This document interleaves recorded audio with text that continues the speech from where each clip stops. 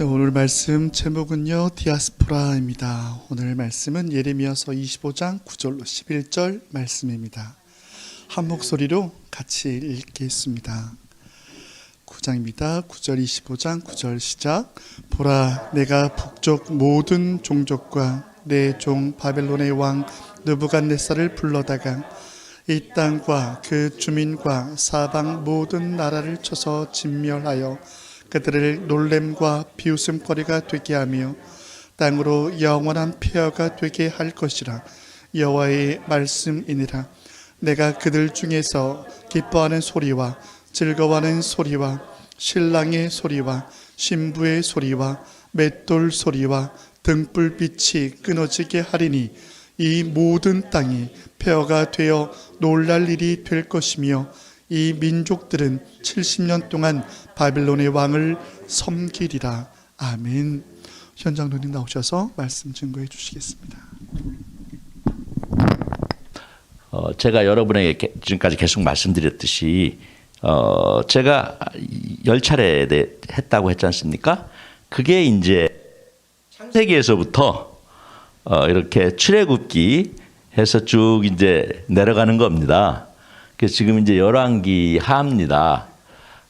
기원전 600년입니다. 기원전 600년. 그러니까 지금으로부터 2600년 전입니다. 그래서 지난번 말씀 때도 제가 여러분에게 말씀드렸는데요. 이 다윗 왕국 시대가 전성기였어요.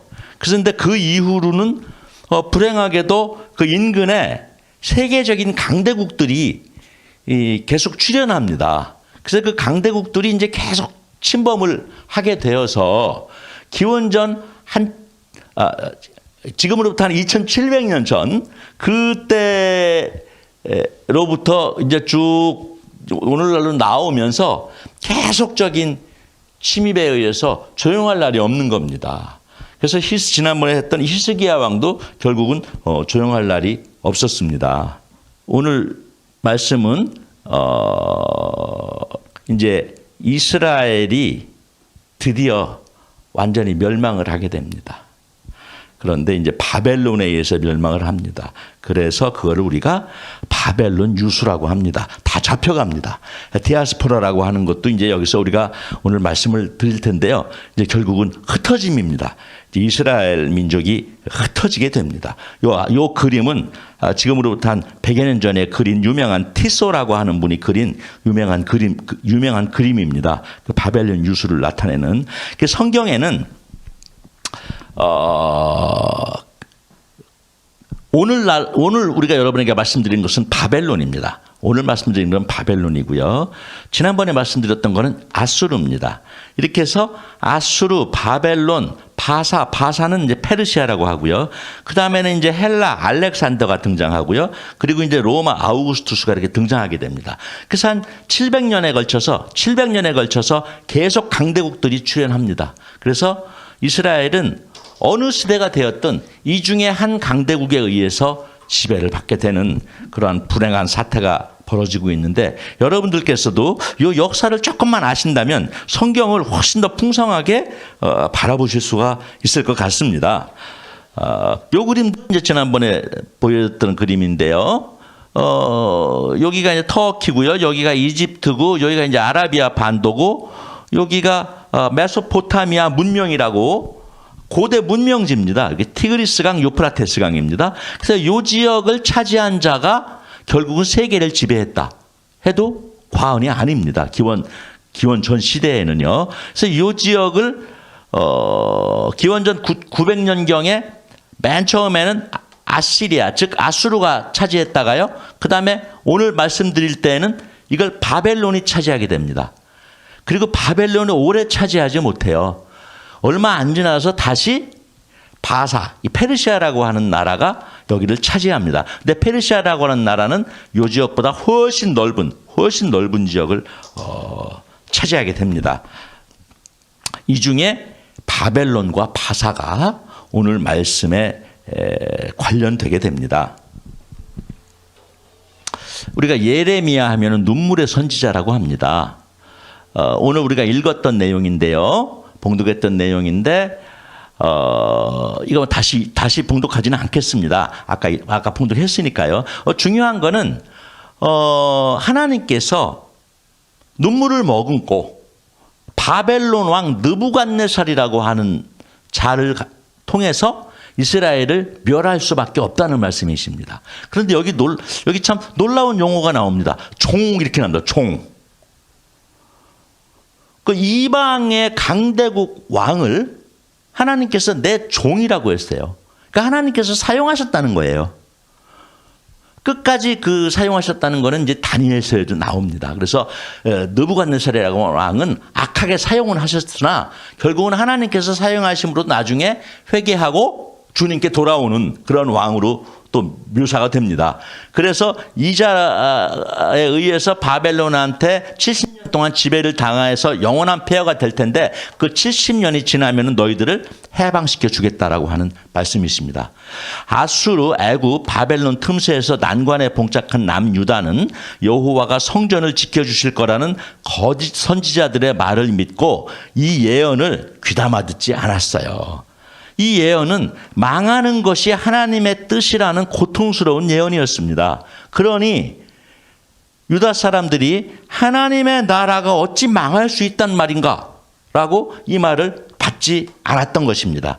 그것이 당시 유대에서 벌어졌던 민족적 갈등이었습니다. 결국 유다는 항복해야 된다는 예레미야 예언을 따르지 않았어요. 예레미야는 눈물로 호소를 했어요. 하나님께서 이미 예정하신 거기 때문에 우리는 항복을 해서 파괴됨을 피해야 된다. 우리는 살아남아야 된다 했는데 살아남지 못했습니다. 하나님께서 반드시 지켜주실 거라고 하는 거짓 선지자들, 요즘으로 얘기하면 이단이 되겠습니다. 이단에 의해서 무참히 짓밟혔습니다. 그 당시 유다는요, 타락과 부패로 여호와께 범죄했던 당시의 유다는 아수르의 속국으로서 가나안적 풍요 풍습과 여호와 신앙을 절묘하게 이렇게 섞었기 때문에 그 유대인들에게 여호와는 자신들을 보호해주고 복주는 기복적인 방패막이었지 자신들을 벌하는 분이라고 생각을 안 했습니다. 그래서 거짓 선지자들, 오늘날의 이단은 하나님이 임재하시기 때문에 여호와 성전은 안전하다는 그릇된 믿음을 계속 백성들에게 피력했고 그래서 백성들은 회개하지 못하고 파멸을 선택하게 됐습니다. 하나님은 유대를 돌이키기 위해 비록 징계는 하셨지만 70년 뒤에 다시 회복시켜 주겠다는 약속까지 예레미야를 통해서 했어요. 우리 70년만 참자 했는데 이스라엘 민족은 귀를 닫았습니다. 그래서 필연적으로 느부갓네살에 등장하고 이스라엘은 폐허가 되었습니다.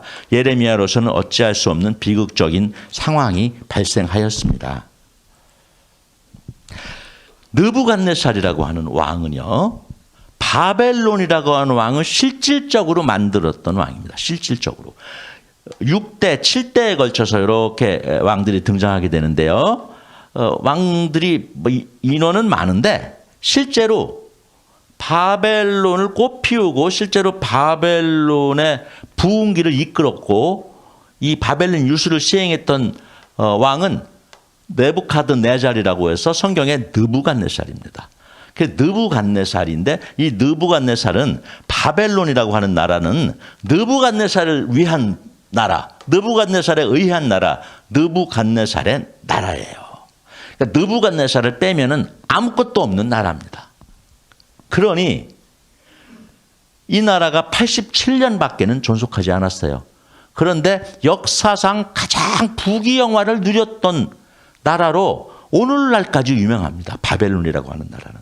도대체 그렇게 오늘날까지 역사적으로 가장 부강했고 멋있었던 나라가 87년 만에 망하다니 결국은 이거는 하나님이 유다, 즉 이스라엘, 즉 유다를 멸하기 위해서 바벨론을 만드셔서 결국 70년의 기간이 지나서 바벨론이 필요 없어졌을 때 다시 예언을 성취하고 이슬처럼 사라져버린 나라입니다. 그러니까 바벨론 유수만을 위해서 존재했다라고 해도 우리가 영적으로 과언이 아닌 신비한 나라입니다. 느부갓네살은 하나님이 악하게 사용하신 왕이에요. 그렇지만 하나님이 종이라고 했어요. 근데 이 바벨론 유수 70년을 위해서 하나님이 두 이방 왕을 사용하셨는데 바벨론의 느부갓네살을 통해서 망하게 하셨고 바사의 고레스를 통해서 회복을 시켜주셨습니다. 그러니까 두 왕이 하나님께서 사용하신 왕입니다. 그래서 느부갓네살은 하나님이 이스라엘을 벌하기 위해서 사용하셨는데요. 이 바벨론은 아수르라든가 바사 그보다도 더 전무후무하게 엄청난 도시를 만들었습니다. 그래서 그 도시에는 공중정원, 바벨탑, 이슈타르문과 같은 그와 같은 대단한 업적들이 이제 포함되어 있습니다. 기원전 600년경에 바벨론은 당대 최고의 자유무역 도시였습니다. 느부갓네살에 의해서 태어났는데요. 이거 오늘날로 봐도 대단하다고 보이죠. 근데 이것이 물론 그림입니다. 이거 그림입니다만 고고학적으로 상당히 사실적인 그림입니다. 당대 최고의 15만 명이라고 하니까요. 그 당시 아마 남유다의 인구가 30만 명이었다고 합니다. 근데 이 도시 하나만 이제 15만 명이니까 대단한데요. 여기 공중정원이라고 해서 없어졌기 때문에 도대체 이 불가사의라고 하지 않습니까? 우리 피라미드와 더불어 불가사의입니다. 공중정원이라고 하는 정원이 있었고요. 사막에.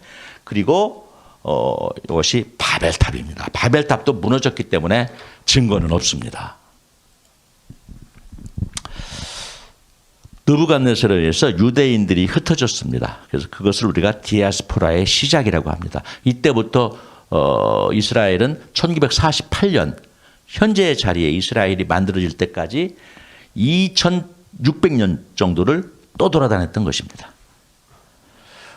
물론 그 사이에 잠깐 예수님 시대에 잠깐 다시 나라를 찾았던 적도 있습니다만 예수님 이전에 있습니다만 떠돌아다녔던 것입니다. 그래서 남유다의 멸망하고 바벨론 유수가 일어난 것이 기원전 586년인데요. 그들은 예레미야의 예언을 듣지 않고 완벽하게 파괴되었습니다. 처참하게 망가져서 나라가 송두리째 사라져 버렸습니다. 아수르와 바벨론 제국이 연이어 부상하던 시대에 북이스라엘과 남유다라는 작은 두 왕국은 각자 파멸을 향해 나아갔다라고 하는 성경학자의 말인데요. 북이스라엘은 아수르에 의해서 멸망해서 혼혈 민족이 탄생해서 사마리아인이라고 해서 남유다에서는 같은 민족으로 여기지를 않았던 것입니다. 이것이 예수님 시대까지 이어집니다. 이 둘이 한 나라인데 유다 사람들은 같은 나라라고 인정을 안 했어요. 너희들은 혼혈이기 때문에 가짜다. 우리만 순혈이다. 우리만 구원받을 수 있다라고 했던 것입니다. 바벨론은 586년에 망했는데 세 차례에 걸쳐서 바벨론으로 다 끌려갔습니다. 여기서 다 끌려갔다고 하면 귀족들과 치리하는 자들이 다 끌려갔던 것입니다. 그 당시에 그 헐벗고 가난하고 빈천했던 자들은 그대로 남겨졌습니다. 그래서 학자들은 약 한 10% 내외가 끌려가지 않았나 그렇게 예측을 하기도 합니다. 철저하게 망했습니다. 성전도 왕궁도. 그래서 70년 외에는 70년 예원 그 이외에는 희망의 씨앗이 전혀 존재하지 않았어요. 이것은 하나님의 징계와 진노의 표현이었다고 역대하에 나옵니다. 여러분 여기서 우리가 명심해야 될 것은 하나님께서 선지자를 통해서 주신 말씀에 의하면 하나님의 나라가 망하는 것이 자신의 뜻이었다는 것입니다. 이해할 수는 없지만 우리는 망할 수도 있는 겁니다. 왜 망하냐면 영원한 멸망이 아니라 다시 태어나기 위해서, 다시 새롭게 태어나기 위해서 너희들은 망해야만 된다라고 하는 것이 하나님의 때로는 말씀이십니다. 그래서 우리가 회개하라 회개하라고 했을 때 우리는 엎드려야 된다는 것입니다. 그럼 그 당시에 포로들이 1000km에 달하는 거리를 끌려갔던 것입니다. 몇 달을 끌려갔겠죠. 굉장히 끌려가는 동안에 많은 사람이 죽기도 했을 거고요. 그런데 그 사막을 거쳐서 하염없이 끌려가다 그들이 눈에 바벨론이라고 하는 게 들어왔을 때 그들 눈에 비친 바벨론은 어땠을 것이냐는 것입니다. 바벨론은 농업과 상업의 중심 도시인데요. 다민족 이민을 장려했어요. 자유무역 도시였어요. 이거 참 뭔가 와닿는 게 있죠. 이스라엘 사람들이 딱 적성에 맞는 그러한 나라였습니다. 수로, 천문학, 과학기술, 철학 등 학문도 발달했습니다. 헤로도투스라고 하는 그리스 역사가가 적은 역사라고 하는 책에 의하면 이슈타르문, 바벨탑, 공중정원 같은 것들이 상상할 수 없는 규모로 등장한다라고 얘기를 합니다. 이것이 이슈타르문이라고 하는 문인데 이것이 이제 정문입니다. 정문. 이 정문을 들어가면 이와 같은 문이 여러 개가 나오고 그 주변에도 작은 이런 성곽들이 등장을 합니다. 이것이 다 도자기로 만든 겁니다. 도자기로. 가짜같이 보일 수도 있으나 저도 가본 박물관입니다. 독일 베를린의 페르가몬 박물관이라고 합니다. 이 박물관에 돈을 내고 딱 들어가면 처음에 큰 홀이 나오는데 그 큰 홀이 이슈타르 문 홀입니다. 이슈타르 문이 거기 하나 딱 있습니다. 어마어마한 규모입니다. 그런데 여기 사람이 작죠. 어마어마하고 너무너무 화려합니다. 오늘날 만들기 어려운 문입니다. 그런데 이것이 다가 아니고 굉장히 어마어마한 페르가몬 박물관이 큰 박물관임에도 불구하고 높이가 안 맞아서 여기를 자른 겁니다. 실제보다 작게 복원을 한 겁니다.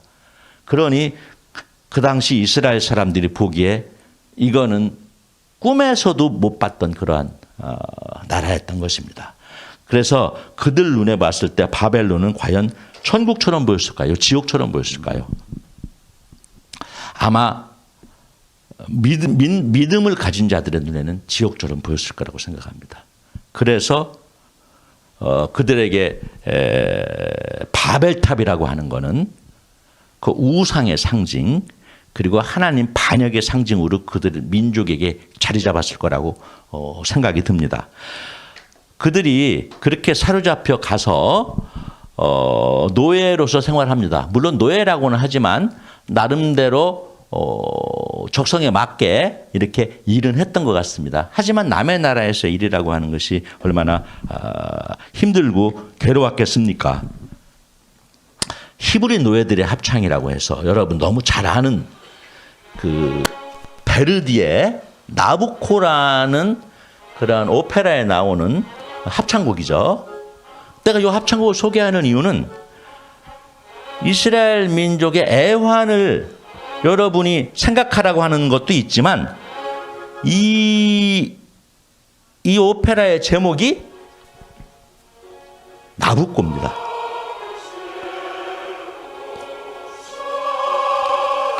나부코는 느부갓네살의 이탈리아식 발음입니다.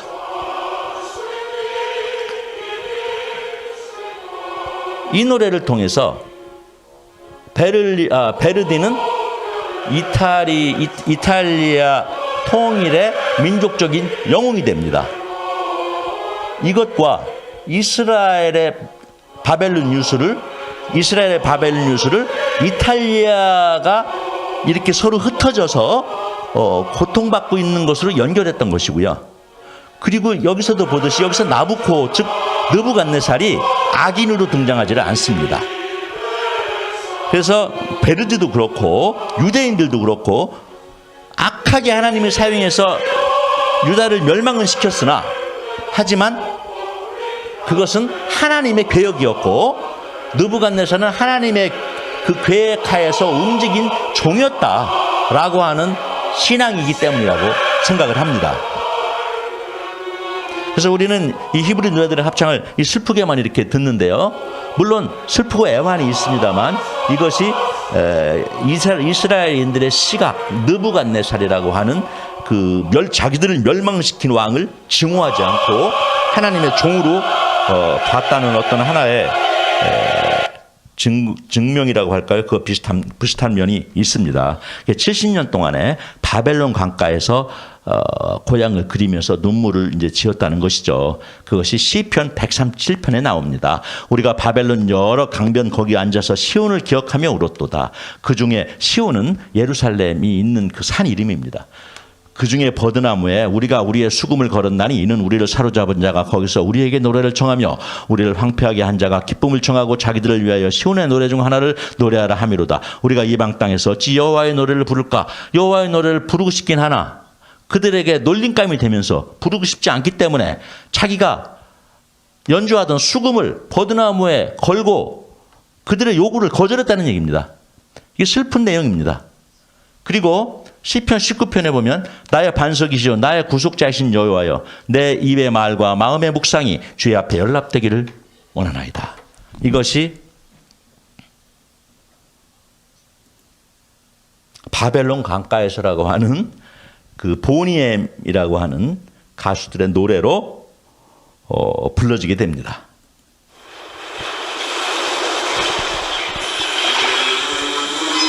그대로입니다. 시편 137편 또 시편 19편 137편은 노래 가사고요. 시편 19편은 중간에 나온 랩이 있습니다. 랩이 그 랩 가사가 됩니다. 그래서 어떤 교회에서는 이 노래를 찬송가로 부르기도 합니다. 박수 치면서. 사실은 박수 칠 노래가 아니죠. 슬픈 노래인데 그렇게 합니다.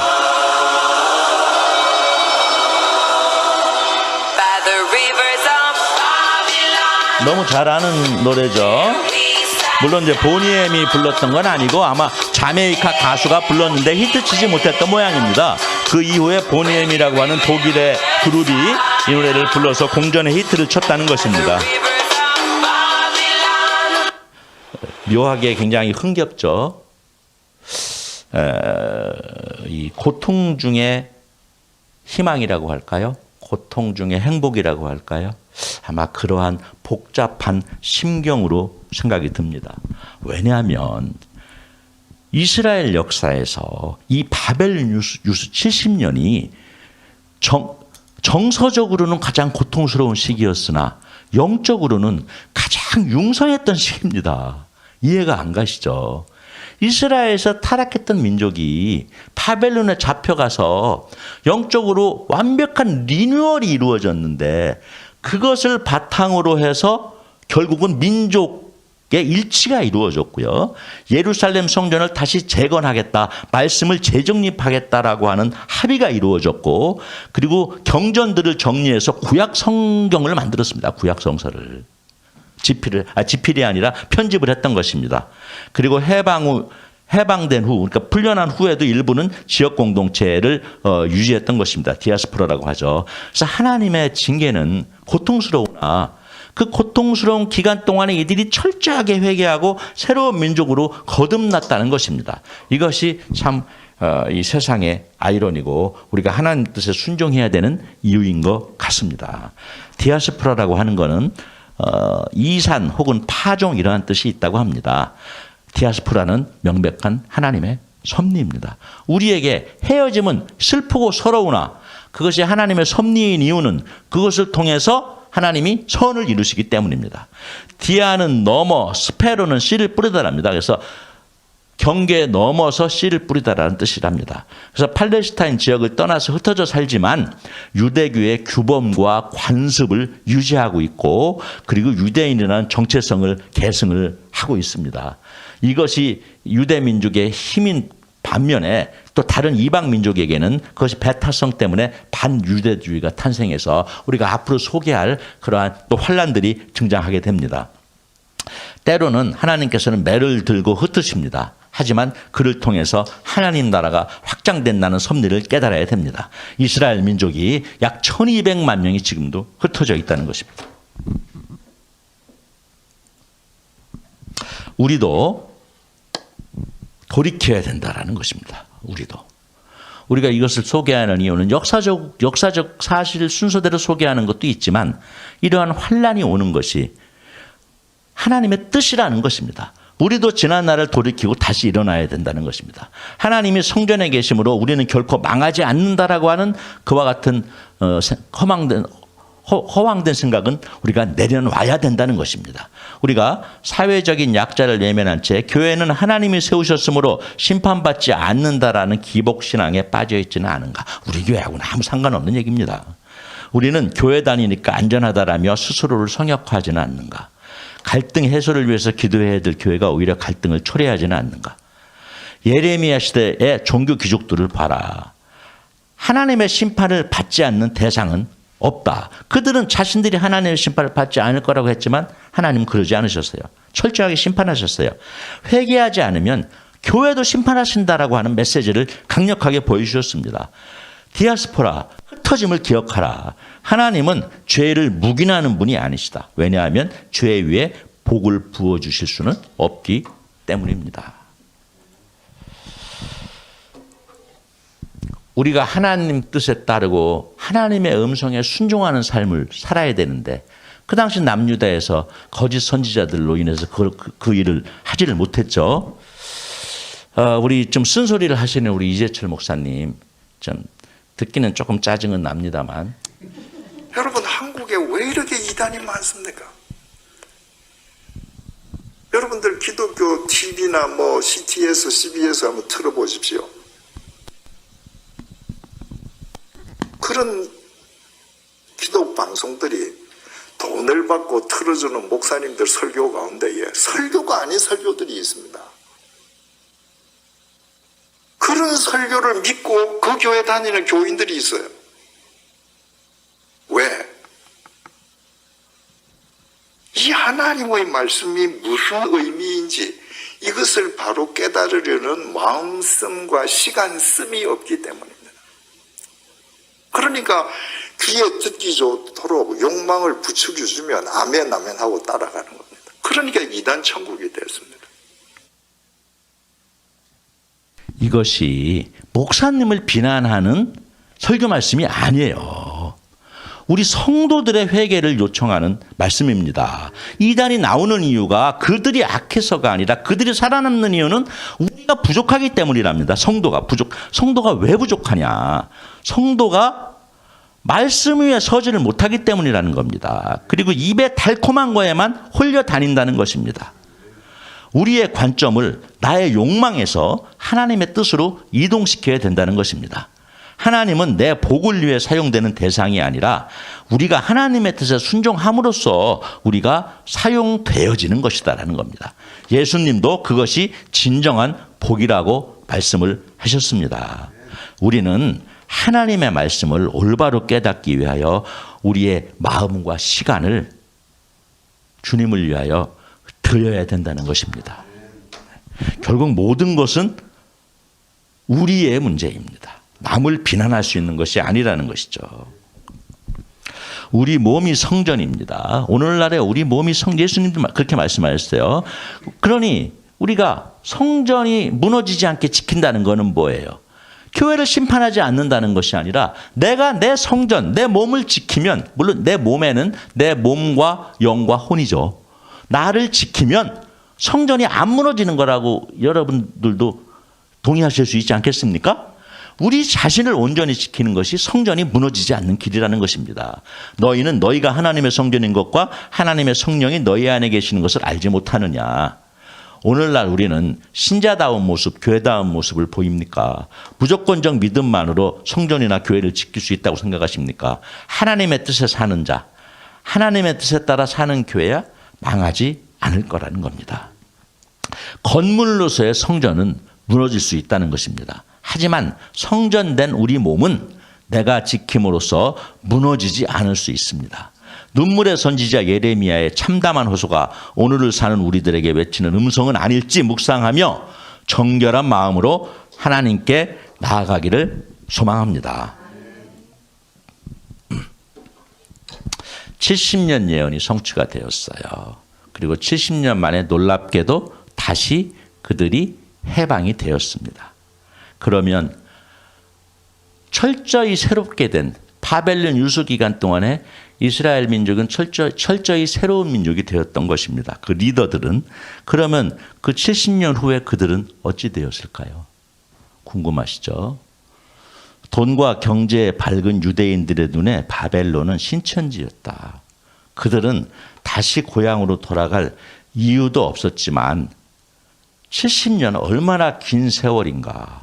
70년이면 이미 유다를 떠났던 사람들은 다 이 세상 사람이 아닌 겁니다.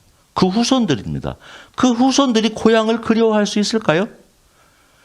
그리고 그 후손들이 돌아가려고 했다기로 서니 이미 다른 사람들이 차지하고 있는 그 땅과 집을 그들이 가서 다시 내 집입니다 이렇게 얘기할 수가 있었겠어요? 그리워할 사람도 돌아갈 터전도 없었습니다. 70년. 하지만 돌아갔습니다.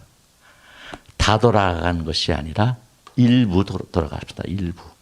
우리가 성경의 역사가 남은 자들에 의해서 이어진다고 그러죠. 남은 자들은 그루터기라고 해서 소수입니다. 소수. 성경의 하나님 나라의 역사는 소수에 의해서 이루어집니다. 그 소수가 그럼에도 불구하고 돌아갔던 것입니다. 메시아 신앙과 함께. 하나님은 끝까지 믿고 따르는 백성을 통해 역사하십니다. 그것이 우리 신앙의 물줄기입니다. 과연 이들의 메시아 신앙은 무엇이었을까요? 오늘날 우리가 생각하는 예수님과 같은 모습이었을까요? 그 당시에는 그렇지가 못했던 걸로 알고 있습니다.